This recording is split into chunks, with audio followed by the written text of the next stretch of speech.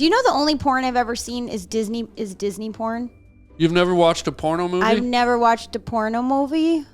Which How come? People don't believe me when I say that. I believe you. And I didn't see it on purpose, but somehow on YouTube, it came up like the Disney characters having sex. Who was having sex? Like Donald Duck? I think it was like Aladdin and the Little Mermaid. Oh, man. Imagine Aladdin and Donald Duck. It's a brave new world.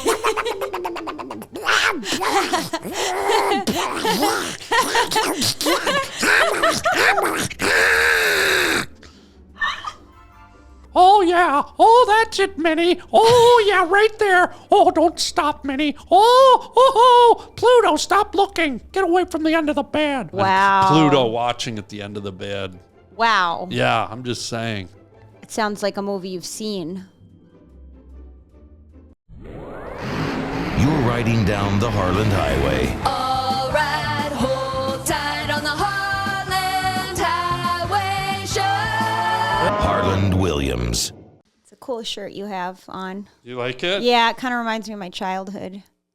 You wore a shirt? I don't know that design. Like, I feel like it reminds me of a children's book I've had. Oh, like Cowboy Kitty or something? Yeah, there was some artist that drew kind of like that back in the day. Really? Yeah.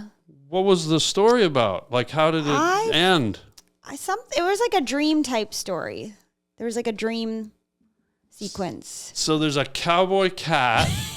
I don't know if I remember a cowboy cat literally. I just like the design style. I like how you said cat and then literally.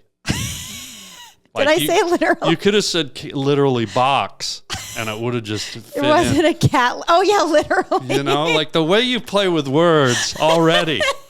Like on a subconscious level, right? too. Yeah, I didn't even do that on purpose. Wow. Okay, do you remember the ending of the kitty book? The kid kitty book. The kid kitty litter book. The kid litter. Literally, Imagine making your kid read Curious George sitting in a litter box. Oh my gosh, I loved Curious George. And the kid thought Curious George was one of the cat's little brown loaves. Oh no. No. And Is that what happened in your childhood? Curious George went to the zoo. Kids playing with a cat loaf. No. Oh, no. No. How did this one end? Your book. How did kitty litter? I don't know if it had anything to do with cats, but I feel like there were two sisters and something about the sisters, and there was some dream sequence with the sisters, and there was a rainbow and. Oh, they were gay? The sisters? Yeah. Not with each other. Okay. But you said there was a rainbow. Nowadays, isn't that funny how the rainbow immediately now, they commandeered the rainbow. Yeah, everything's just gay. And back then, it wasn't gay. No, it was just a rainbow. Like now when I see a rainbow after a beautiful rainstorm in the spring, I just picture two guys floating around in a hot tub rubbing oil on each other. I used to smell the flowers and see hummingbirds. Now I'm picturing two hairy guys rolling down Brokeback Mountain. It's like, come on. Well, you can't help where your mind goes. Yeah, or that's true. What your own dream sequence is. Do you make wishes on rainbows? Actually, yeah, I think I do. Mm-hmm. Yeah. Yeah, because I am superstitious. You're superlicious.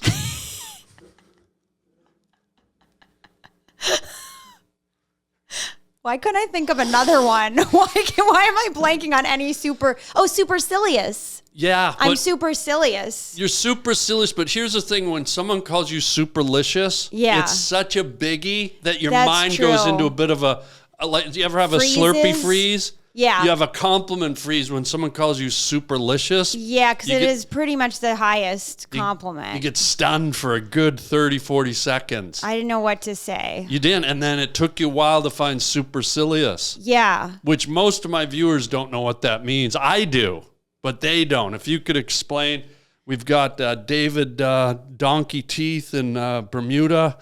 We've got Carol Clam Chowder. I forget what it means. Supercilious, does it mean really silly? Yeah. That's what I thought. I think it's like the supercilious. Yeah, the original comic book back in the 30s, it was Supercilious. Yeah. Before it was Superman. He still had the S. And he would land, people would be like tied to a train track, and he'd land and go, ha, ha, ha, ha, ha. And he'd like make a balloon animal and pop it in their face and like, aren't you supposed to save me? And then they had to change it and make him Superman. Oh, because he got too silly? He was too silly. He was too silly. He didn't take his job seriously. Yeah. Supercilious. He took it supercilious instead of super seriously. Yeah. Faster than whatever. It was a whole different song. I'm glad that I remembered what it meant, because for a second I was like, I don't know. I'm not sure I remember. It's okay. Look, we forget. We're humans. We forget. Do you forget you like combinations, phone numbers, people's names that you've hung around with? I always forget names. Always. What was the most embarrassing situation you were in, and how do you recover? I have a method I can share with you. That's a good idea. That's a good most embarrassing name that you forgot. I mean, I feel like it happens frequently, so there's not one particular one. One time I said, nice to meet you, and he's like, we've met several times. Oh. And so then someone taught me to always say, it's good to see you. Oh, right. Instead of good to meet you, just in case. Just in case, always say good to see you. How do you get out of it if you're with someone? Let's say you're with someone and then you bump into someone you know, but you forget their name. And the technique is you just go, this is Harland. Right, okay. And then they're supposed to say, I'm who Carol or whatever. Oh, hi, nice to meet you. Yeah. I go, oh, have you two met? And then I sort of turn away so that they're forced to go, oh, I'm David, I'm Carol. I've done that. Also, I have this thing where if I'm leaving someone that I'm supposed to know, and they're like, bye, Erica, I go, bye, so good to see you. Like I add some weird sentence, like so good to see you. So it doesn't sound like I'm just saying bye. Yeah. And just so we have full clarity here. Yeah. So there's I'm Harland Williams. Did I say it wrong? No, I just, in case you blanked, Oh, thank you. I'm Erica Rhodes. Erica Rhodes, ladies and gentlemen. Yes. Perfect time to do the intro music. I was just doing that whole thing so you'd say your name, even though I have it written right here. Erica Rhodes, right here on the Holland Highway podcast. I guarantee, comedian, actress, writer, performer. What's something I don't know that I should be saying? I play cello a little bit. Cello? Cellist. Really? Yeah. Did you have to play Tucka Tucka Rough Rough and Peanuts and Popcorn when you were learning? I know, but like maybe like the what is it? Hot cross? Not hot cross buns. Oh, that one too. The mountain. Brokeback Mountain. Not the Brokeback one. The other. Okay. Something mountain. Because that's a tough one on kids learning cello. Yeah. And by the way, isn't a cello? Can we just say it? Isn't a cello a fat as fuck violin? Can we just say it's a fat, obese violin? It's not really fat. It's just taller. Looks fat. Looks not like an that fat. It has a nice little waist. I It goes know, in at the waist. But it looks like a violin that just showed up at a Golden Corral buffet and couldn't stop.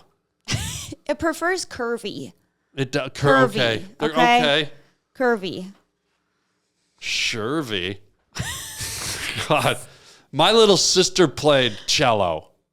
So the reason I know Tucka Tucka Rough Rough and Peanuts and Popcorn and Hot Cross Buns, when I was a teenager, when teenagers like to sleep, my little sister would be down in the living room with my mother going, Tucka Tucka Rough Rough, Peanuts and Popcorn, Hot Cross Buns. That's so annoying. I would yell. I'd be, shut up. I'd be screaming down the stairs. I'm an 18-year-old. I want to sleep till noon. It's 7 a.m. Shut up with the Tucka Tucka Rough Rough. Yeah. Shut up with the Peanuts and Popcorn. Did she have to sing it at the same time? No, she just played it. Oh, she just played it. Okay. Oh, that would be worse if she had to sing it. Maybe she did. I was just seeing red. Like I went into OJ country. Were you playing something? Did you play music? I had to play piano a little bit. Yeah. But I was forced. But that's less annoying too. Piano's less annoying. Yeah, but those lessons were hard. Like going to the piano lessons were at this lady's house. And my parents, like, they made me drag the piano up there. And I was like, my back, like, Yeah, I'm young, but... You had to drag the piano to the... Well, didn't you have to take your cello to the cello lessons? You don't have to take your piano. At my house, we did. Was it a big piano? It's a baby grand. What? I had the sorest back as a child. My back was so sore. Just to play Twinkle, Twinkle, Little Star. Little boy had to throw out his spleen to play. Most people had teachers that came with the piano. I know, right? Yeah. Our neighborhood, Dementoid Wow. Central. We were right on the corner of Dementoid and Fucknard. Oh, geez. Like, that's where our house was. Fucknard was a real street? Right on the corner, yeah. 22 Fucknard Boulevard and Dementoid Avenue. Wow. So what was your porn name? Because don't you combine your street name with your first pet? Oh, yeah. It was, Fucknard? Fuckoid. Well, your dog was named Oid? No, Dementoid and Fucknard. But then you have to combine it with your first With pet. your dog? Yeah, with your first pet. Oh, That's so your porn name. It'd be Fucknoid Sally, I guess. Wow. Pretty good. Wow. God. Feel violated, That's pretty sort of. good. Yeah, what was your porn name? Ridgeway Shelley. Wow. Or Shelley Ridgeway would probably be better. That's Shelley kinda Ridgeway. hot. It's pretty good. Do you like it? Yeah, I like it. It's kind of spicy. Yeah. Shelley Ridgeway. Shelley Ridgeway? Shelley Ridgeway. Shelley Ridgeway Terrace. Cul-de-sac. Do you have a porn name if you live on a cul-de-sac? Yeah, it's just the name of whatever the cul-de-sac was. Oh, okay. All right, so Erica Rhodes, one of the things, I want to talk about the superstition thing. Yeah. Because you said you did one that I've never heard of before. You put your purse on the ground? Yeah, and then I to said you're not supposed to put your purse on the ground. Why? Because something about like purses, associated with money, you're not supposed to put it on the ground because you're kind of like not letting any money into it, or you're like preventing it from, I don't know, somehow you have to like have it be upright on something. The purse? Yeah.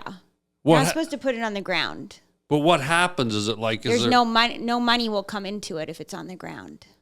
Like... Huh. Abstract, in the abstract world, yeah. But in reality, I almost feel like if you're out on the street and you put your purse on the ground in front of you, many passersby might go, oh, there's a vagrant and there's an opening, let's throw some money. Whereas if it's elevated, they're not going to be able to see into an empty purse. I'm just, being picky. I'm picking. Yeah, I mean, here. I think you're thinking more literally rather than like literally the universe. Yeah, like most superstitions aren't literal. They're like the universe is going to see that you're not respecting your purse. You're putting it on the ground. And you're not letting money flow into it. Okay. Are you like? Do you believe in all that stuff? Lucky and unlucky and Well, I just have weird ones. Like maybe it's a little OCD-ish. Okay. But I have a couple weird ones. Like what? Like never toast with water. I never do. Toast? Toast. Like if someone like toasting. Oh, like a cheer. Skull. Yeah. Yeah. Don't toast with water. How come? It's just unlucky. You're talking like drinking water. Yeah. So don't do a cheers with water. What if like your kid's an Olympic swimmer and they're going for the gold? Well, then they're in the water. Right, but okay. So they're not cheering with the water. Work. Yeah. Okay. Yeah. What if you got a new fish for your fish tank? I mean, there's times when you might want to cheers water. I'm just saying, what if you got a new bird bath in the yard or that's not in a glass. You're not going to cheer. Have you ever cheered with a goldfish? No, but I might want to celebrate that I got a new goldfish in my fish tank and be like, cheer, and... Oh, like separately. Yeah. Well, can you do it with a glass of wine? Yeah. So... But water is a fish's world. So it would be kind of trying to show my fish that I'm being inclusive and welcome to the household. versus trying to poison it with red vino. But you're not pouring the water into the fishbowl. Maybe I is. Maybe I ain't, and maybe I is.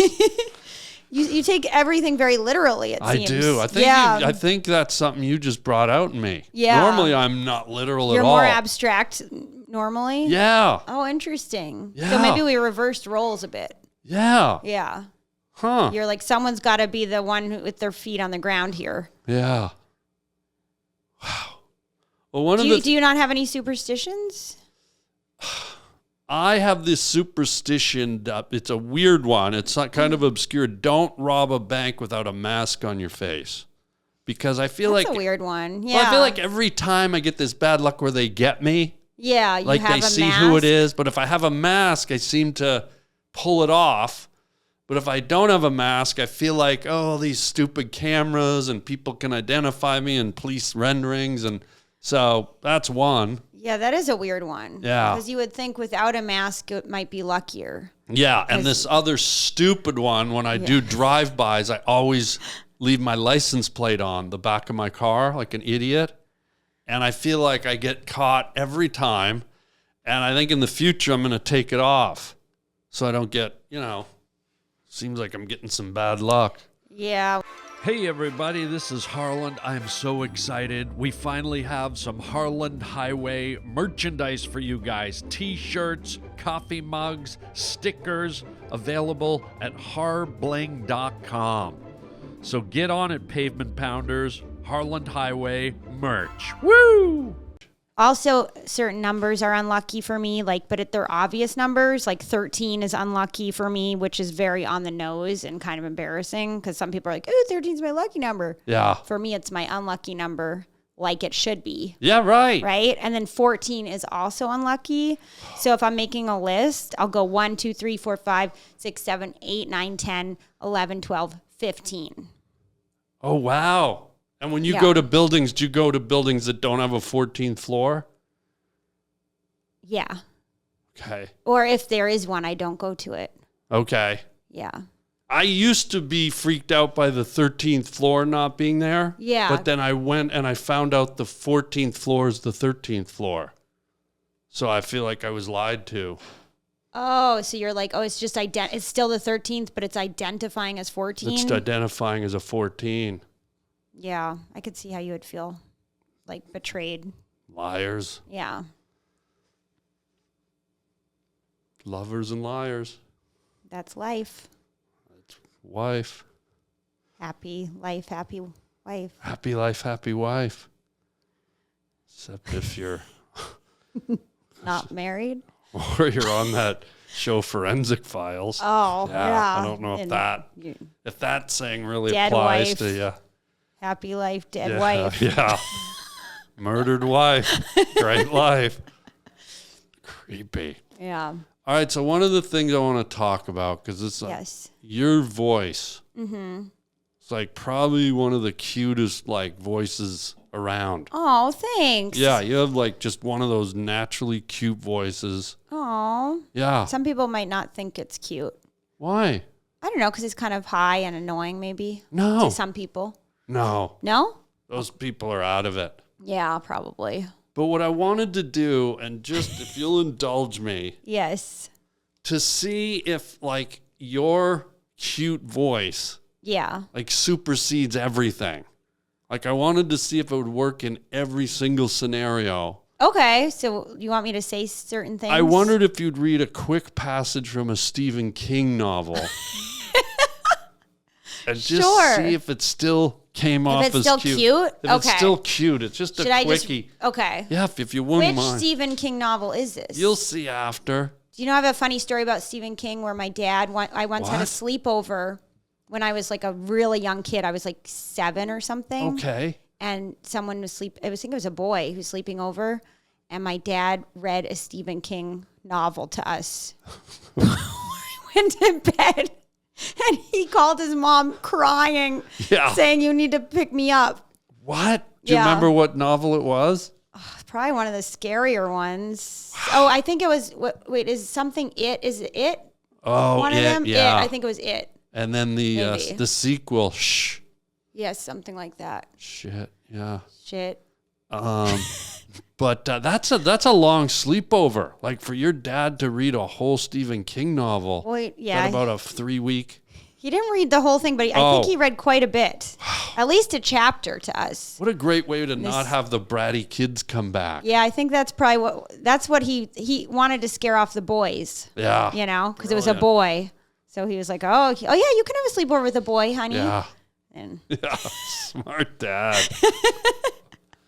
All right, Okay. ready? Let it rip. Stephen King by Erica Rhodes. Nell's eyes were wide open, straining to see what was happening, what the source was for this grotesque and unexpected eruption of bodily fluids. Before he could formulate an answer, Pam Lansing's head popped up from behind the middle seat in her aisle, her eyes glowing like flashlights in the dark, her face completely red, drenched in human blood. She chewed gluttonously on some unidentifiable chunk of flesh, several veins and tendons trapped between her teeth, the length of them hanging down beneath her chin, swaying like rubbery wind chimes as her hungry jaws snapped open and shut. Eating like a wild beast, starved and craving sustenance. And then, in the next instant, she was gone, dipping back down behind the seats. The sounds of more ghastly chewing. Wow, that was adorable. I thought it was like really in character, actually. Oh, right? Like so cute.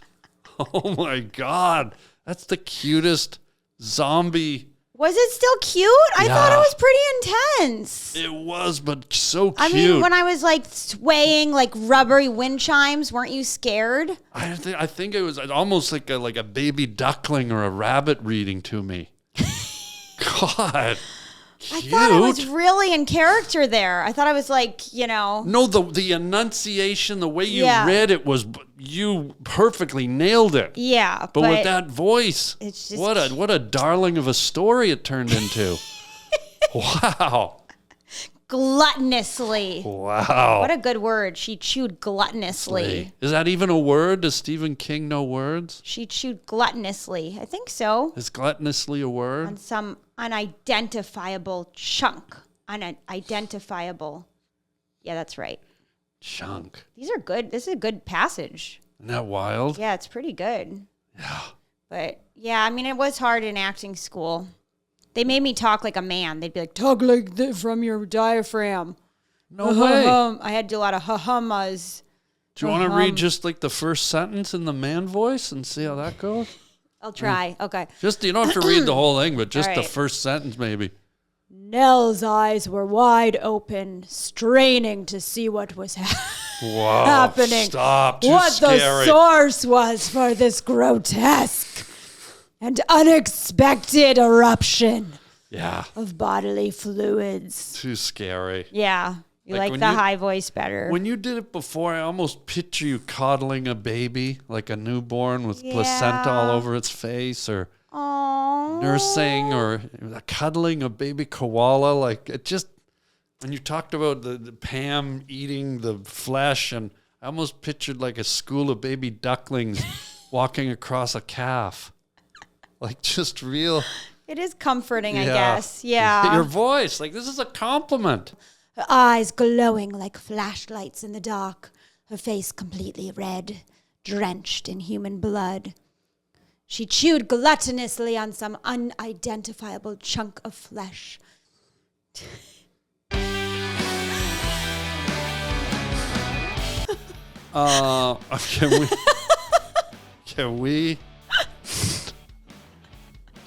Can we talk about America's Got Talent? Sure. Like you're in it.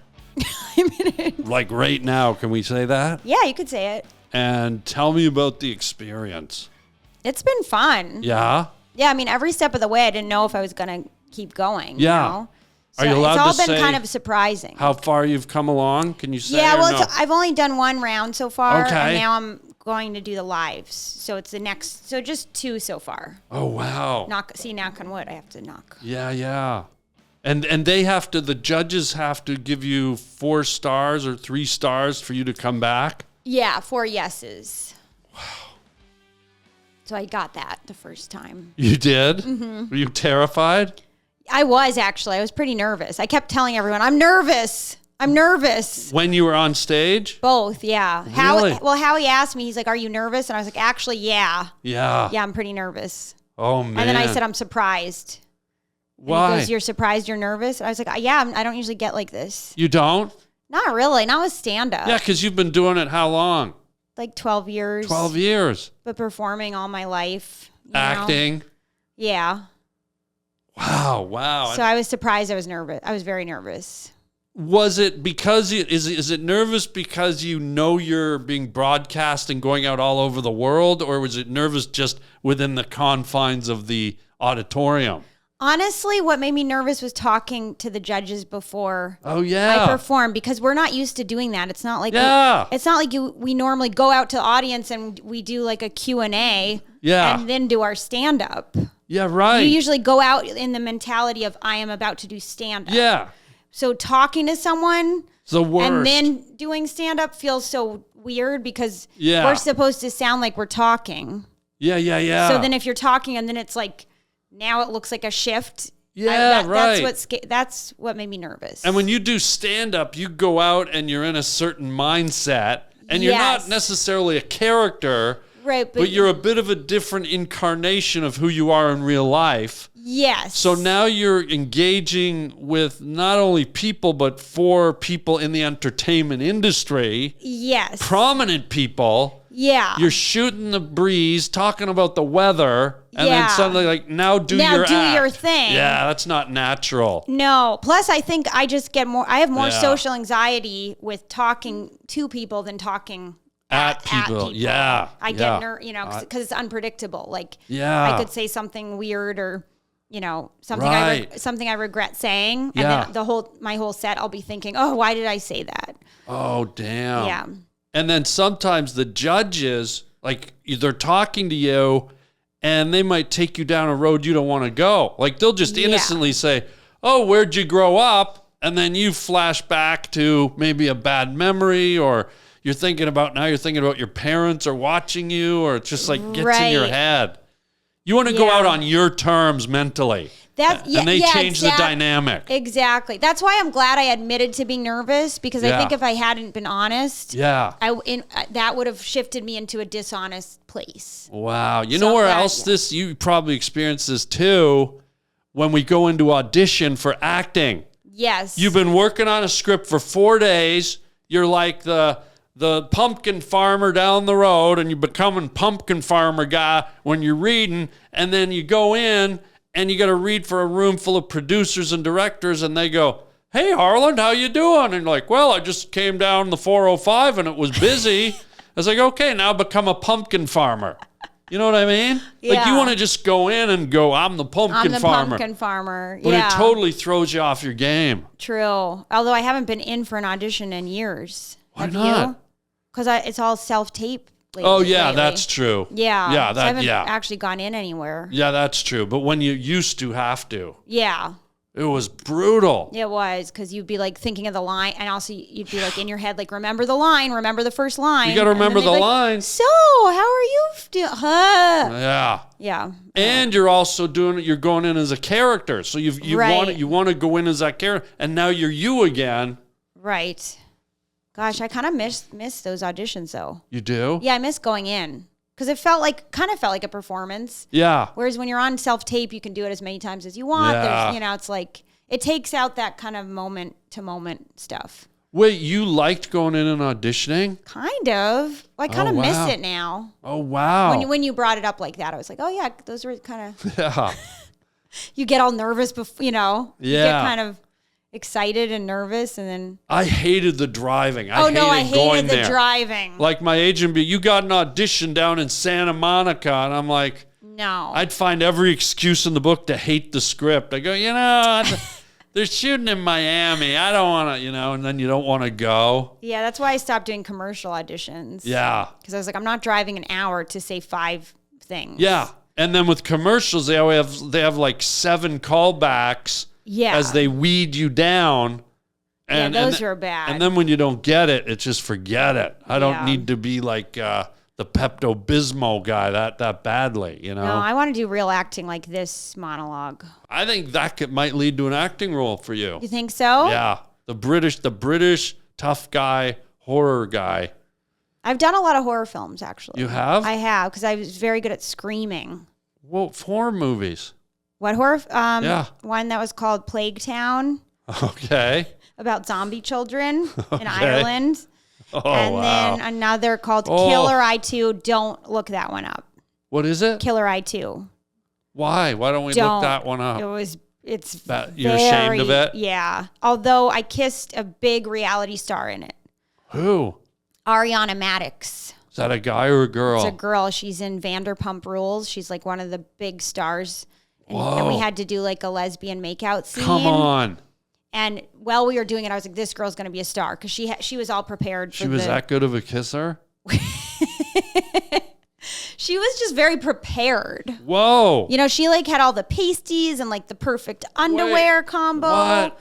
Yeah, and I was not prepared. I was all anxious and Had you ever Vanderpumped a girl before? No, I never had like a makeout scene with a girl.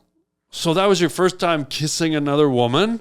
I think I maybe, Yeah, every girl's made out with another woman. Another. Yeah. But I mean, on camera. Yeah. That was the first. Did that freak you out? The whole thing, everything about it, because. So don't look that one up. No. And don't even talk about it, really. Don't even, I shouldn't, you should bleep it. Yeah, we shouldn't have even the title. We shouldn't have even mentioned the one we don't want anyone to look up. Yeah. I feel like you're telling them to look it up. Well, not with my mouth. With your eye, the eye movement. Maybe I am with my eyes. Not very subtle. What's the name of it again? You'd be a terrible hostage. You'd be like... Would I? Yeah, because the eye movement is like, help, help. Yeah, someone would call the police, 911 from just that. Yeah. If you were at the bar. Yeah. And you were going like that, people would be like, we should call the police. God, I love that band. They are a good band. Imagine being trapped in a jungle. Everywhere you go, yeah. I'll be watching. Yeah. Is that the police? You're locked in a cabin somewhere like a hostage and the police show up and do a show for you. Oh. That would be nice. Oh, that would take the edge off of being a hostage. That's true. To have your own little private concert. Have you ever been a hostage before? Yeah. You have? Yeah. Where? Arby's. No. Have you? No. No. Do you want to be? No, but I've probably played like parts that were slight hostage type parts. Really? Yeah, like victim type roles. Yeah, you've done a lot of every topic I bring up, you've played it apparently. I played a meth addict once. No. And it was like a intervention pilot, so they were trying to sell an actual intervention show. Okay. Based on this pilot. So they were trying to do it like docu-style, you know? And they auditioned all these people, and they were like, you were the most convincing meth addict. Oh, wow. I've never done math. No. That's how good of an actor I am. You've never done math? Never. Have you? No. Well, you'd be a bad liar, too. What, your liar face is doing? the same as your hostage face. What? I want to name my kid that if I ever have a kid. Hostage face. Hostage face. Just, yo, hostage face. Yeah. Get in the car. Get in the car and stay there. No, get in the trunk. You're a hostage. What was the scene like backstage at ATZ? Was it crazy? Was it competitive? It wasn't really competitive. It was just everyone was like very focused on whatever they do. Okay. But it was a lot of people. So there were like people like, you know, on a unicycle, and then there were huge groups of kids doing flips and stuff. And then there was the ballerina, you know, balancing on glass bottles. Whoa. And I was just kind of in awe, you know, but I just sat by myself and just stared at everybody. Yeah, that's the funny thing about a comedian. You can just sit there. They're probably all going, what's that one doing? Yeah, they kept saying, do you want to walk around? Do you want to talk to people? I was like, I'm good. I'm just going to sit here. I'll watch. Do you want to do some of your flips? And you're like, oh, I don't flip. What does she do? Is she a professional meditator? Like what? I do talk to I say my line, not my lines, but I say my jokes in my head. Like Over and over? A little bit. If I'm nervous, I'll just in case. I'll just like lip, Do they make you screen your material before you do it? Yeah. No, really? Yeah. Oh, wow. So I did back in the day, the precursor to AZT was Star Search. Oh, yeah. There used to be this show called Star Search. Yeah, I remember that. Where two comedians would go out, two supermodel girls, two supermodel boys, singers, dancers, and I can't remember if there was another category. I think that was it. Uh-huh. But Backstage, I thought it would just be like sort of mellow and people hanging out, artsy fartsy. Yeah. It was so competitive. Like parents were like, right in there, you're going to go out there, Junior, and you're going to sing your heart, and you're going to win us. Like, and the kids were just like shaking and oh, no. Oh, it was nuts. Were you there? Were you there alone? I was there alone, and I was like you. I was just the comedian. Like, I'm not going to do any twirls. And, the singers, I remember there was this Filipino guy who was a singer, and he was very effeminate. And he was like, before every performance, I've got to eat a can of sardines. This is sort of how he talked. He had a very like kind of and he would open one of those can of, the sardines. Yeah. And Ew. he'd eat like those sardines. I was like, God, and it would stink the whole back. That's disgusting. I know. And then he'd be like doing all his mouth exercise, and he looked like a sperm whale or something, like harvesting kelp or something. Was he any good?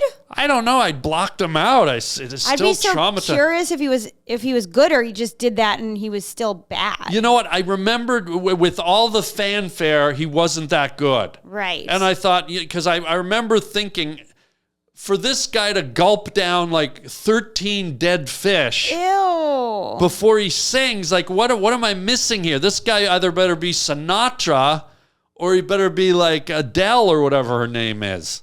Is that her name? Yeah, Adele. Armadillo. And so this guy's plowing down. Like it's like watching a whale shark going after a school of shrimp.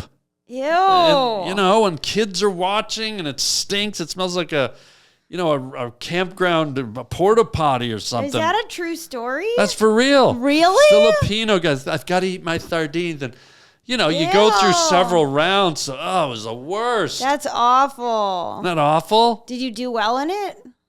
I won my first one. I got a perfect score. Wow. I knocked out the champion. Whoa. And then I was like, yeah, I'm ready to go. I'm shaking Ed McMahon's hand. And then I go out for the second round, and I decided, you know what, I'm going to do some new material.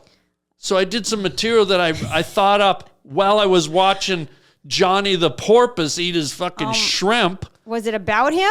No, it should have been. Yeah, then it would have worked. So I went out and did half new material, and then I still did great, but there was one judge who hated me. And for the first time in the history of the show, the producer stopped the whole show because they thought one of the judges made a mistake. Oh my God. I got like a 3.5 from everyone else, and one judge gave me a 0.5. And so I lost to the guy I went up against by half a point. Oh my God. And they said they stopped the show and they went up to the guy. They said, are you sure? Did you make a mistake? He goes, no, I don't like that guy. He was like totally blatant about it. Who was the guy? He was some DJ from San Francisco. Like this what DJ. An idiot. Yeah, and so I lost, but the guy I beat with my perfect score, he ended up coming back in by default and winning the whole thing. So I knocked the champion out, but then this guy came back in because based on all the numbers, he had the highest score to come back. What a disaster. It was, but it was. That's not fair. Yeah. That is not fair. So you didn't love it, your experience. You know what? I did love it. You did? I just look at all this stuff as the stepping stones of life. Like I think the biggest thrill for me was to meet Ed McMahon. Right. Here's a guy I grew up with my whole life. Here's Johnny, and it's like. Yeah. So, and here I am on TV. I'm doing this, I'm doing that. And then the real funny thing is the guy that knocked me out. Yeah. He did a bunch of like drunk driving jokes, which I thought he'd lose because of it, because it's a family show. Yeah. And then no one's ever heard of this guy. And then cut to about 2 years ago, I go to New York and I do the Comedy Cellar for the first time. And, I did what, probably 30 years ago, I did Star Search. Uh-huh. I finished my set. I walk up. I'm standing on the sidewalk. This guy standing there, like leaning on. He goes, "Hey, you're the guy whose ass I kicked in Star Search." Like, and real bitter, like really triumphant, like angry, like. And I'm like, what? I look, and it was the guy. It was the guy that I lost to on Star Search, and he was like, he was still holding on to it.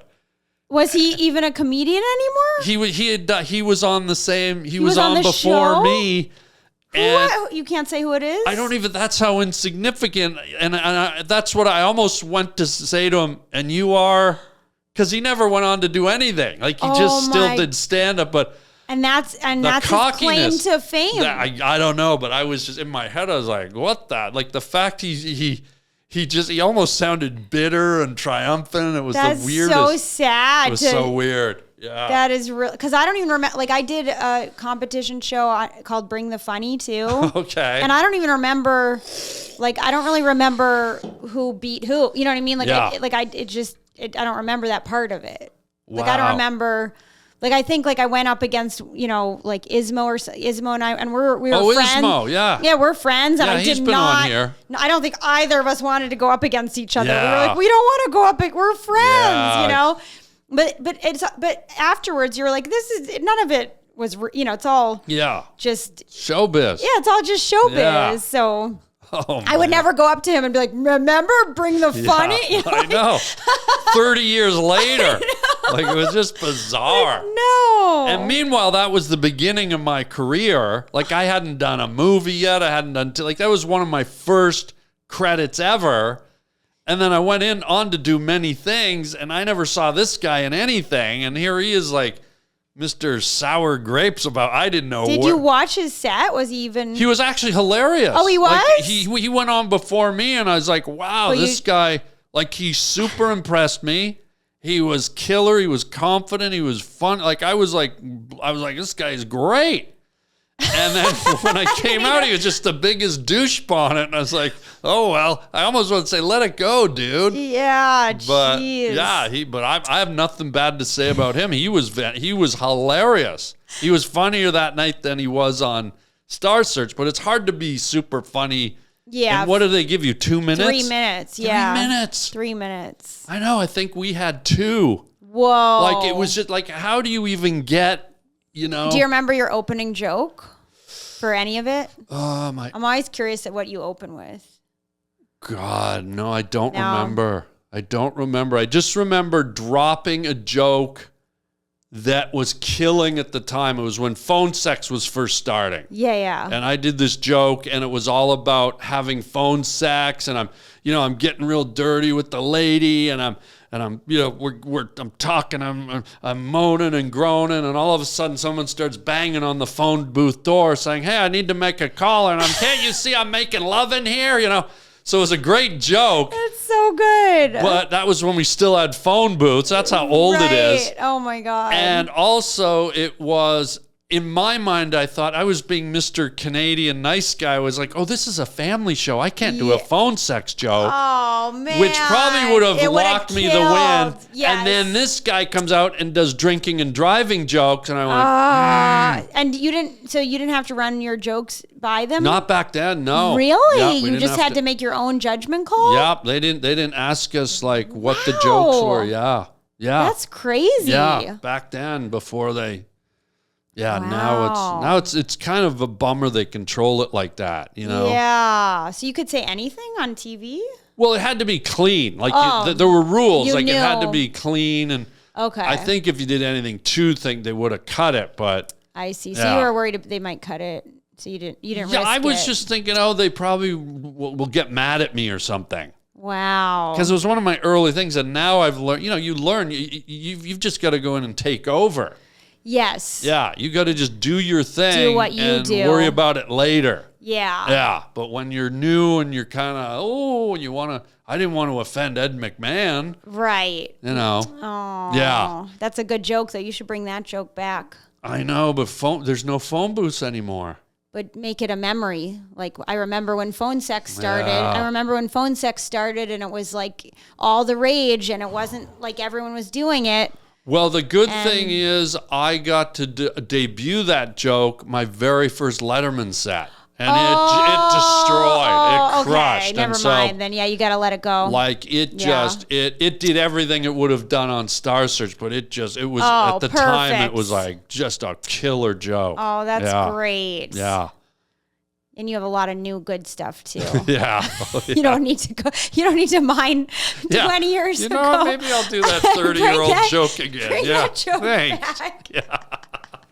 Oh my God. But I'll tell you what, sometimes I do that. Like, you do this when you're doing a set and maybe someone in the crowd yells something, or somehow you meander to a topic. An old joke. And you go, oh, wait, someone just yelled about like typewriters. And yes. you go, oh, I have an old joke. And you pull it out and it still kills. And they think you're a genius. They think you just thought of it. That happens a lot. Isn't that great? Yeah. And you're sick of it. So, I mean, you haven't done it in a while, so you're not sick of it anymore. Years, you're like, oh, I haven't done that joke in forever.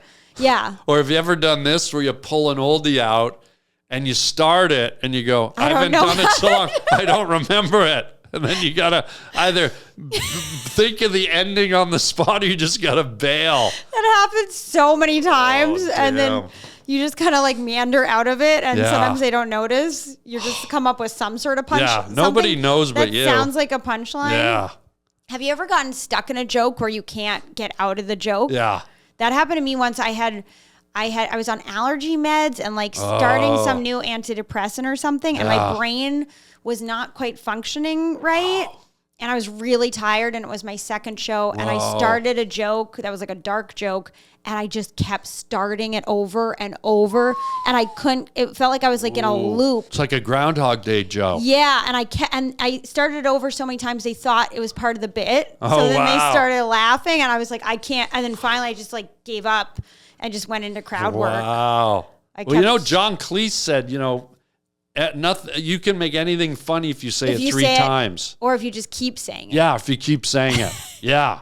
So sometimes if you get on a loop like that, it'll eventually work because I think it's a thing. Yeah, it did. But whoa, it was scary. It was That's like I felt like I was trapped in a joke.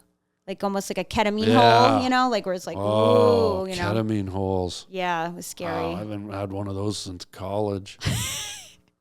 Are you remembering it fondly or not fondly? She was okay. A little fat, but like a cello. Ketamine cello. You know what's interesting, though? The concept of antidepressants and allergy medicine. Like, does that mean you get depressed when flowers bloom? Like, did you get depressed by pollen? Or was that just a fluke? I mean, that was just a fluke, yeah. Okay. It's not like I had allergies, so then I had to go on antidepressants. Yeah. You're like, I'm so tired of sneezing and rubbing my eyes. I'm so depressed. It must be depression. Yeah.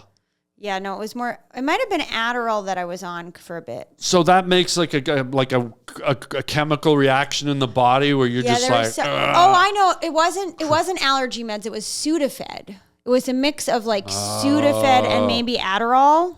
What's Sudafed do? Well, Sudafed can be like a non-drowsy, I don't know what you take you take it for like headaches or things like that, right? Sudafed, okay. Or for congestion. You take it for congestion. And so it's supposed to but it's not drowsy. So it it lifts you up, but then Adderall also lifts you up. What's Adderall do? It's what do you call it? It gives you more focus. It does? Yeah. For real? Yeah. Like if you take one, you'll notice you just... Yeah. But really? For me, it doesn't work because I focus on the wrong thing. Like I'll just like stare at my phone even harder. Wow. It's just doesn't work for me. People are like, oh, it helps you get more done. It doesn't do that for me. Yeah. So you just zone in on the wrong thing. Yeah. I take Wellbutrin now, which is like... What's that? I've never heard of these. Well, Wellbutrin is like a subtle antidepressant, but it's also good for things like ADHD or focus. Oh, wow. So to me, it feels like an extra cup of coffee. Oh, wow. But just like Yeah. helps me get out of bed. Oh, God. Yeah. I got to try that tomorrow. Do you take anything for anything? No. No? That's good. No. Should I? No, you seem pretty good. Yeah? Yeah. You seem pretty high functioning. Besides the eye movement. Yeah. Besides that. What does high functioning mean? That you get up and do stuff all day. Yeah. Yeah. Do you get up in the morning and then you're like doing things? Yeah. High functioning. Really? Mm-hmm. I've never had anyone say that about me before. Well, maybe you didn't know the definition before. That sounds like a play. Like I should do a Broadway show. High functioning, high functioning. Look at me now, I'm high functioning. Doesn't it seem like you have a good voice. Yeah, that was good. I do? Mm-hmm. I'm functioning. I'm functioning. I'm highly, highly functioning. I would watch that. I haven't written the rest of the show yet, but I'm right there at the... You might need something to some Claritin. To focus on the rest. Maybe ibuprofen. Ketamine or something. High functioning, high functioning. I am high functioning. Wow, you could be my co-star. I'm not depressed. I'm high functioning. High functioning. Wow. Without any meds. Wow. Why can't I think of a rhyme with function though? Oh, because you'll probably go right into conjunction junction. Oh yeah. Conjunction junction. What's your function? Yeah. Coming up with words and phrases and clauses. Conjunction junction. What's that You don't remember that? Mm-mm. Okay, let's move along. Speaking of singing, let's move along. Isn't that how we ended up doing the podcast? We were doing a show at the Comedy Store. Yes, we should call my mom because you wrote a song called Christina. Your mom's name's Christina. Yeah. You told me that in the green room. Yeah, and then you sent it to me, and then I was bad about getting back to you, but then I sent it to my mom. You did, because I sent it to her, but I haven't heard. She hasn't responded to my email. Oh wow! Maybe. But I don't think it's anything to do with the song. I think she didn't understand. She's not good at technology, so she probably doesn't know how. I probably have to call her and be like, "This is how you listen." What's an MP3? Yeah, she didn't know where to click. What's an Oompa? Yeah, she doesn't know how to. She probably thinks it's like a dating site for Star Wars robots. Yeah, and also if I forwarded it to her. Yeah. So she probably didn't know. Yeah. What did you say? Christina. No, but what's the umpha thing? MP3. Oh. I'm functioning. I'm functioning. I'm very highly functioning. Well, that song, I wonder if we should play it. Yeah. Christina. Oh, I thought high functioning. Yeah, let's play it. I'll play it. And then she'll have to listen to it. Yeah, because she'll listen to this. If you change the spelling of it, I bet she'd be more likely to listen. Oh, how did I spell it? Well, you spelled it CH, and she spells her name K. Oh. So she doesn't. She kind of knows it's not really about her. Ah. Yeah. If she thought it was about her, she'd be all in. All right, I'm going to pop it in right here. This is a cheesy. It's the only reason I send it is because of the name, Christina. And it's a cheesy love song I wrote. It was good. And sing. And we'll play it right now. And then when we come back after the song, I'll break it down for you. So here it is, Christina.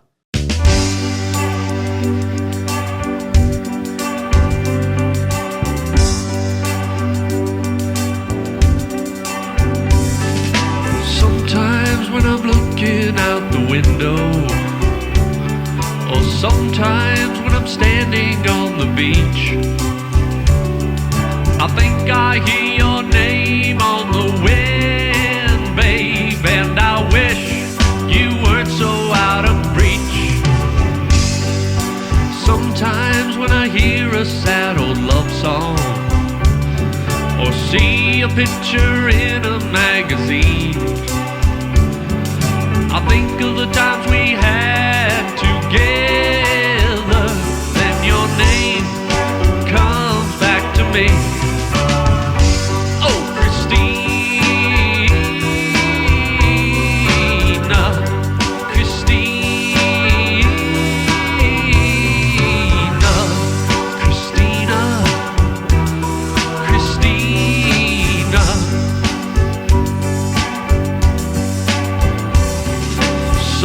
Sometimes when I hear a baby laughing, or see a star shoot across the sky, it fills me up with golden memories, and I wish you never said goodbye. Oh, Christina, Christina, Christina, Christina.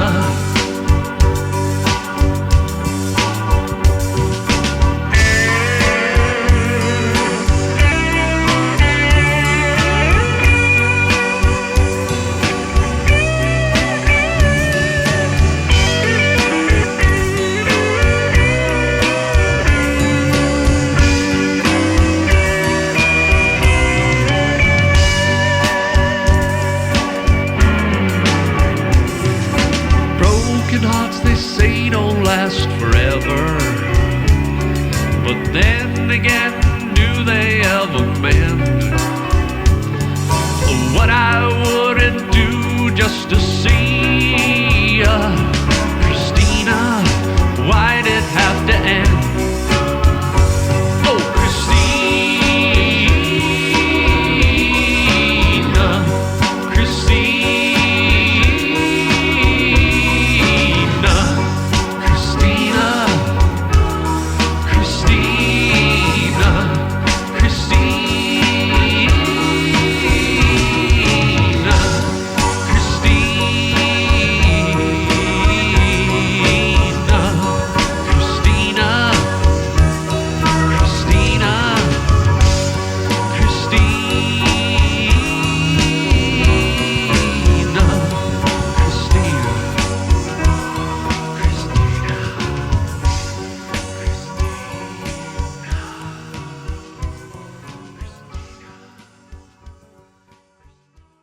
There it is. Well, that was Christina. good. Yeah. That was pretty. Well, it's a very deep song. Like, I'm a very deep songwriter, and there's a line in it where sometimes when I'm looking out the window is one of the lyrics. Yeah. And that was based on when I was picturing myself looking out of a window over to the platform where Martin Luther King was assassinated.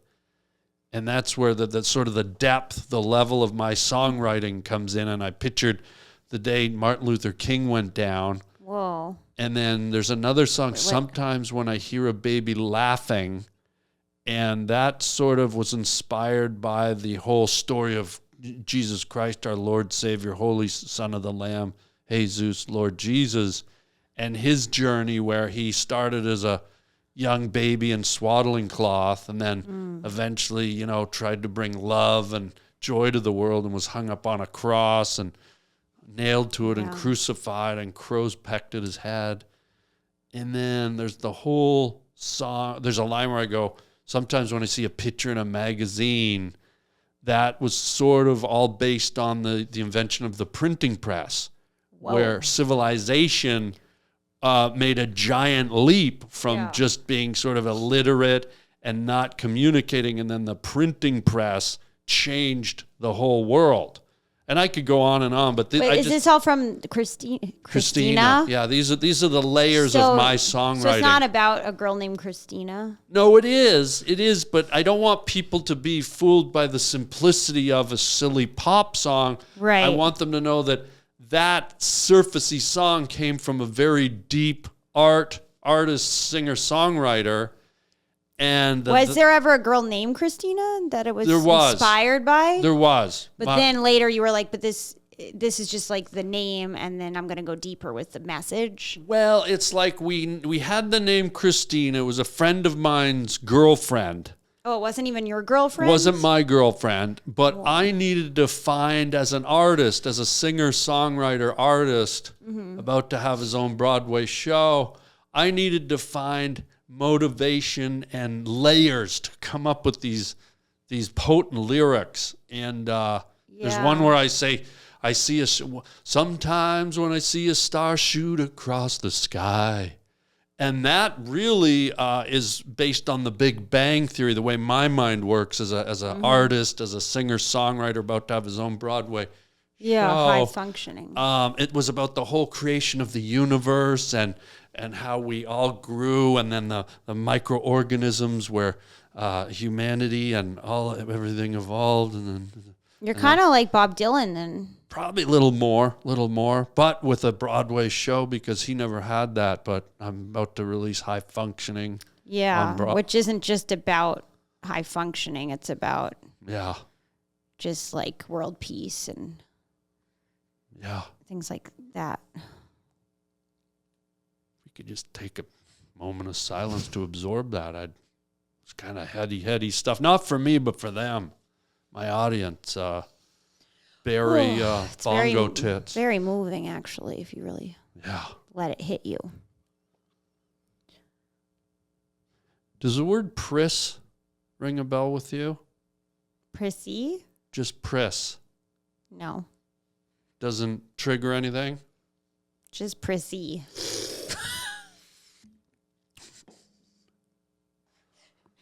Just the word. Briss? Priss. P-R-I. It's a girl's name. It's a girl's name? Yeah.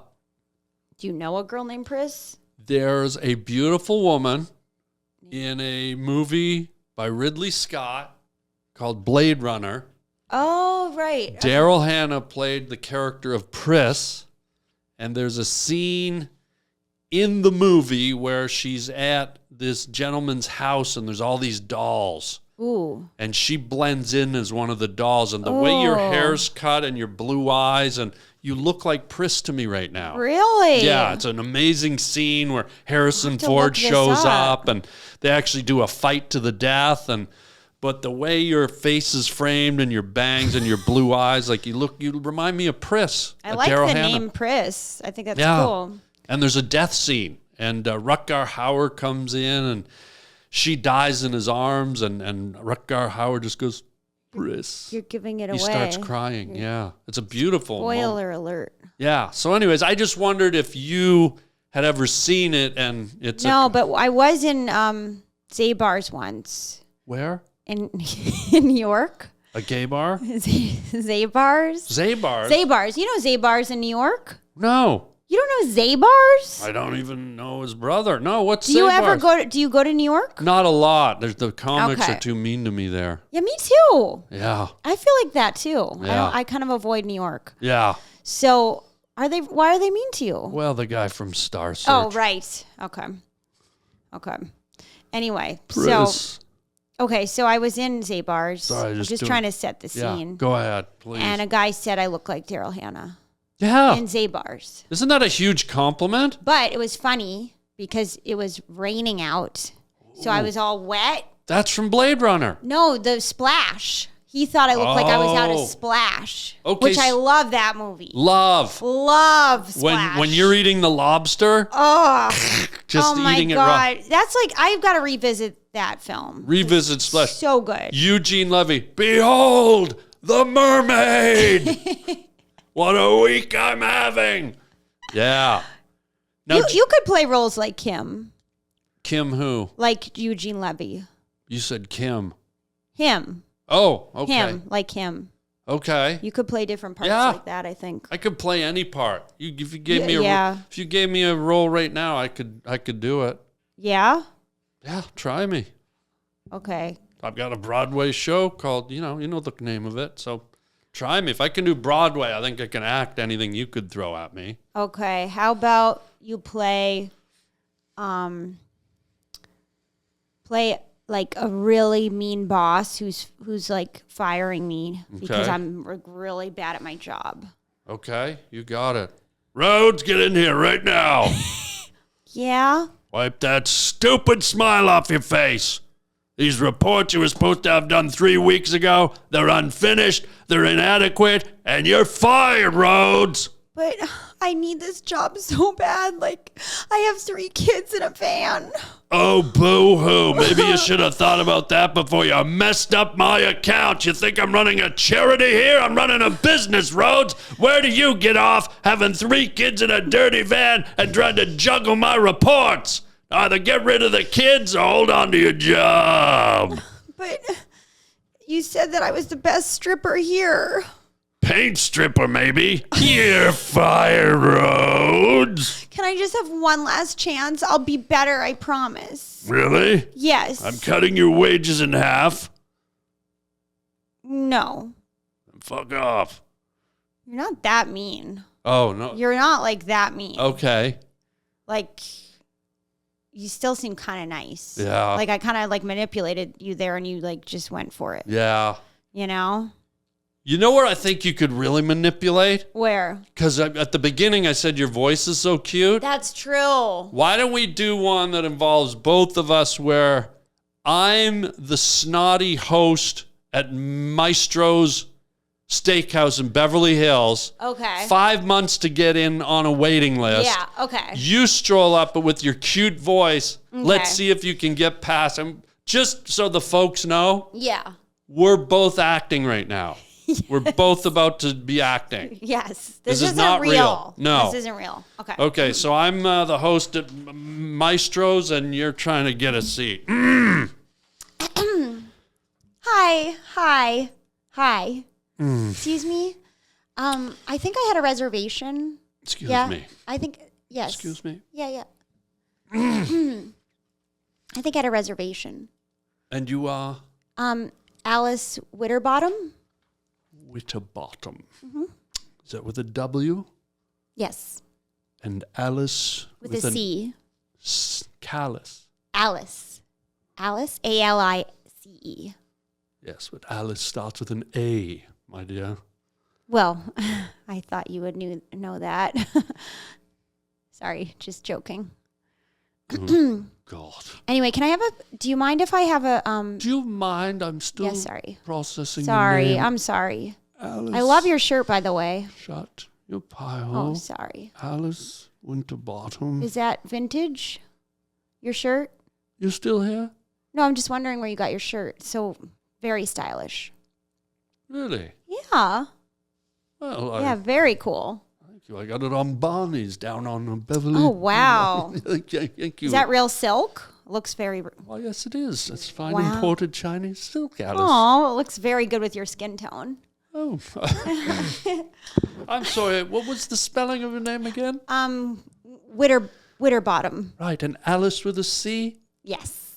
Yes, and how many in your party, Alice? Just 10. 10. That Yes, should be just just 10. right for Arby's down the street. Next. Oh, no, I don't go to Arby's. Sorry. Oh. No, I don't go to Arby's. I guess you don't recognize me. Wait a minute. Oh, my God. Alice Winterbottom. Yes. Please come in. Thank you. Please Thank come you. in. I knew Yes. you'd come to your senses. What was your name again, Doug? Doug Nutfart. Doug Nutfart. I'm going to give you such a rave review. You have been so kind to us. Oh, thank and you. we all appreciate it so much. Oh, you're a treasure. Here, take this tip too. It worked. It worked. Wow. You charmed your way in. It worked. You charmed your way in. Hey, everybody. Check out my merchandise at harbling.com. Yeah, most people just slap some letters or images on a t-shirt or a hoodie, but not me. Yours truly. Guess what? I draw my own designs. At harbling.com, you can see tons of my hand-drawn t-shirts. You can either buy the original or you can buy a print. And man, oh man, wear them loud and proud. I love making these designs for you guys and keeping it personal. So check out the whole catalog. We got hoodies, we got coffee mugs, we got t-shirts, you name it, it's there at harbling.com. Get your Harland original design, wearable art at harbling.com today. And thank you for your support, and I'll just keep the groovy images coming. Well, I want to get down to, this is our final segment, Erica. Oh, no, it flew by. It flew by, didn't it? Mm-hmm. I know. It's almost like these podcasts you don't want them to end, but we're not done yet. Okay. This is called Words from a Wooden Shoe. and there's words in this wooden shoe, just like the title professes. You reach in, pull out a word, and see if it leads to a moment from your journey in life. Or it could be like a memory? A memory or a moment, or it could be even it triggers a moment that a friend of yours had, or just it could be anything. Or something? Okay. But maybe something from your life or somewhere. Mix it up a little bit. Yeah, like popcorn. Yeah. It's a cool shoe. Where'd you get it? Like Holland? It's actually an authentic. Yeah, my friend went to Holland. Wow. And I told her I'm doing Letterman in a few months, and I said, buy me shoes, and I wore these on Letterman. Wow. Yeah, on the David Letterman show. Really? Yeah, I walked out in a beautiful Versace suit or whatever it's called, a purple velvet suit and wooden clogs. That's so cool. Sat down with Dave, and Dave was like, Harland, it appears you're wearing wooden shoes. And then we went from there. Wow. But anyways, what's your word? I have Disney. Okay. Wow. It should trigger a memory, or not a memory, but my parents got married. And then they did their honeymoon at Disneyland. What? Yeah. No way. And they got into a fight on the way there. And my dad was like, we almost got a divorce on the way to Disneyland because a guy was tailgating or something, or my dad honked at him. And then the guy pulled, they got in like a car chase or something. And then my dad pulled over. And the guy got out of the car and he goes, come over here so I can swat you one. Wow. My dad always told that story like this guy saying, come over here so I can swat you one. And my dad was too scared, so they drove away. Maybe he was being friendly and your dad had a mosquito on him. Yeah, maybe he was worried about him. Can you imagine this whole time getting divorced at the happiest place on earth? Or almost at the happiest place? They didn't even make it. Can you imagine being in the hotel at Disneyland and through the drywall you hear, oh, yeah. Oh, that's it, Minnie. Oh, yeah, right there. Oh, don't stop, Minnie. Oh, Pluto, stop looking. Get away from the end of the bed. Oh, Minnie. Oh. Is that the two characters? Those are the two characters still in character? That would be Mickey and Minnie making love through the drywall. Wow. And Pluto watching at the end of the bed. Wow. Yeah, I'm just saying. It sounds like a movie you've seen. Do you know the only porn I've ever seen is Disney porn? You've never watched a porno movie? I've never watched a porno movie. Which How come? People don't believe me when I say that. I believe you. You do? Why would you say it? It's such a rando thing to say. Well, because it just reminded me that I've the only, and I didn't see it on purpose, but somehow on YouTube, it came up like the Disney characters having sex. Oh, that's like, boy. that is a. Oh, that's it, Minnie. Yeah, your thing reminded me of that. Who was having sex? Like Donald Duck? You know, yeah, you could have like the Little Mermaid, and I think it was like Aladdin and the Little Mermaid. Oh man, imagine Aladdin and Donald Duck. It's a brave new world.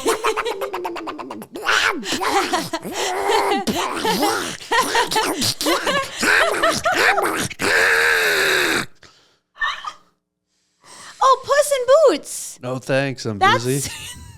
Oh, I thought that was one of the name of the Disney porn movies. Puss in Boots? Yeah. That's from Puss in Boots. Is it? I think so. Okay. That's what it reminds me of. Puss in Boots. Puss in Boots. Yeah. Okay. Just wow, we finally cleared it up right at the end. Puss in Boots. Wow. But anyway, yeah, no, I haven't seen actual porn. Are you going to think you'll watch one day? Not real. I don't have any interest. It just sort of like turns you the wrong way? Well, I just have this idea that like my mind is really clean. Yeah, okay. And that my if I've seen it, it's poison like, it. Yeah, it will contaminate my virgin brain. I think that's a really good approach. And it's a hard thing to do these days in the world of instant access and unlimited porn and a sexualized world, a sexualized society. Plus, Good for you. I think it also takes away your experience. Yeah. You know, like if you experience it, it's so intimate. But if you can visualize other random strangers doing it, it detracts from your experience. And I think the human mind has the capacity to imagine all the porn it wants, because that's what people did before porn, and porn was birthed of the human imagination. So I think you're going down the right path. I think that's a healthy, pure approach. Yeah. And you're not missing anything that your mind can't conceive on its own. That's what I figure. I mean, it's not that I haven't seen, like, I watched a whole documentary about porn. So obviously it's like, I know what it's like. Yeah, it's sure just I've never sought it out or tried to watch it. Yeah. I've never looked it up or tried. Well, you also gotta figure that porn, it's just probably a little bit of the devil's handiwork too. Yeah.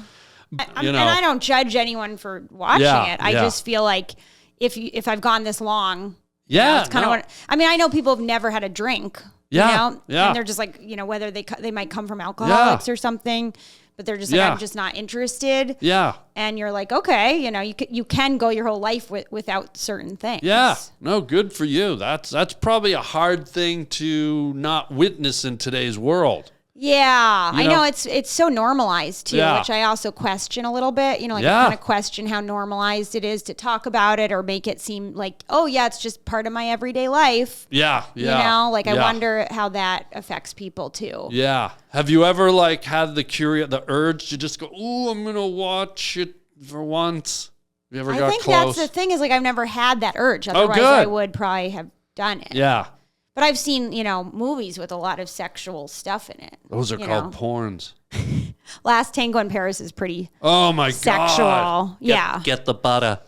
Yeah, that one. That line, remember? Yeah, get the butter. Get the butter. That movie, if you haven't seen Last Tango in Paris. Such a good movie. Brando. It's a French movie. Was it French or Italian? Maybe Italian, actually. Yeah, I think it's Italian director. Music. Yeah. Is it, what's his name? Isn't it Polanski? No, it's not Polanski. It isn't? No, it's Bertuccelli or something. I can't remember the name, but it's an Italian director. Why did I think it was Polanski? No, Polanski didn't direct it, but it's the story of a man who's bereaved about his wife dying, and this beautiful young Italian woman somehow enters his life. Seduces him. Kind of seduces him? Yeah. Or just... I forget how she enters his life, but I think she's in that great coat. Yeah, and they become lovers and very passionate, and it flames up rapidly, and then it starts to decline just as quickly. But it's one of those few movies that really captures the flavor of passion and romance and grief and anguish, and it's all rolled into one. And to me that's my idea of porn, because it has to have the emotional stuff in it. Yeah. It has to have that where you feel it. And it's not a porn movie, but there is some fairly, for theatrical reach, there's some fairly graphic love scenes where they're just going for it because they're just they're on fire for each other, and they know it's built on passion and lust, but it's also animalistic in a way where he sort of needs it because he can't get over his wife dying. Yes. And so this is almost like a release, and I think subliminally she somehow knows that he needs that. Yeah. And so she's letting him in, and they're almost abusing each other in a way, but it's very loving also, and it's so erotic and passionate. I love that movie. Yeah, I do too. Wow. I would watch that movie again, probably. Yeah, you have to. And it's a beautiful movie. And the music is great too. The music and it's sort of tragic, but it's very sad. There's a beautiful scene where, Brando's such a great actor. So, that might be one of his best roles too. So good. But there's a famous scene where they're making love in the house, and they go from the living room to the kitchen floor, and they're just all over just going at it. And I think they're about to do the back door. Yeah. And they're right near the kitchen, and Brando just says to her in the throes of passion, he goes, "Get the butter." It's like, I've never thought of butter the same for the rest of my life. But just he's sweating, and they're groping, and and he's like, "Get the butter." Or nowadays they'd probably say, "Get the I can't believe it's not butter spray." Which would kind of wreck the movie. Yeah, that's would not be the version. Same. Yeah. Yeah. Get the cholesterol-free imperial margarine. What's the other famous line he says where I could have been a contender? Oh, yeah, that's from On the Waterfront. Yeah, that's also really good. That's him, right? Yeah, I could have been someone, Charlie. I could have beat someone, but instead I'm just a chump. Could have been I'm just a chump. Vincenza. I could have been someone, and you should have been there. You're my brother. You should have protected me, Charlie. Yeah, great. I tried once to do a joke where I said, this is my only impression. It's of Brando if he wanted to be an influencer. I could have been a content whore. I could have been a content whore. I could have had a sponsor. I can't believe it's not butter. TikTok. I could have got the butter. It never worked. Did you see Streetcar Named Desire? Oh, yeah. That's, to me, that's probably ultimate performance. That is his best role. You know, once I saw that movie with him as an actor, he is, to this day, that's my top favorite acting performance by a male. Yeah. Not that there aren't great but that one's at the very top of my... That is the best. It's so raw, real, natural, and passionate, and the energy and the way he tackled that material. It's just like, it's riveting. Yeah, that's another one to rewatch for sure. And Tennessee Williams. Such a good play. I've always wanted to play Blanche. I want to play Blanche one day in a play. In the play version of it. Well, I'm doing a play on Broadway. You are? Yeah. What is it called? Wait, I forgot what it is. High functioning. I'm high functioning. Get the butter. I'm high functioning. The butter. Erica Rhodes, everybody, will you please tell the folks? And before we go, I want to wish you the best of luck on America's Got Talent. You're hilarious. Thank you. Beautiful, charming, and I just hope you go all the way. You deserve it. Fun. Thank you. Yeah, I hope I'll knock it goes on great. wood for that happening. Yes. And in lieu of watching that, please tell everybody where they can find you and your social media and your stand-up shows, everything. Yes, just go to my website, ericarhodescomedy.com, and buy tickets to my shows, because that's how I make a living. Yeah. That's going to go. It's going to go up. It's going to go up now that you're on AZT. You think so? Yeah. Better. Yeah. And then follow me on Instagram, because I post clips on there. Erica Rhodes. Thanks, Harland. Get the butter. Get the butter. Great to see you, folks. That's it for today. Erica Rhodes, check her out. And until next time, chicken chow mein, baby. Get the butter. Get the butter. Awesome.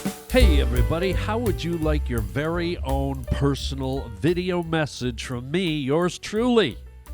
It's your birthday, it's your anniversary, it's your graduation, or you just want me to make you laugh? You get to pick the topic you want me to discuss, give me some talking points, and off we go. You can get it for yourself or get it for a friend. It's super easy and fun. Just go to the Cameo app on your phone or to cameo.com. And I record a custom video made just for you or your loved one. Your very own personalized Harland.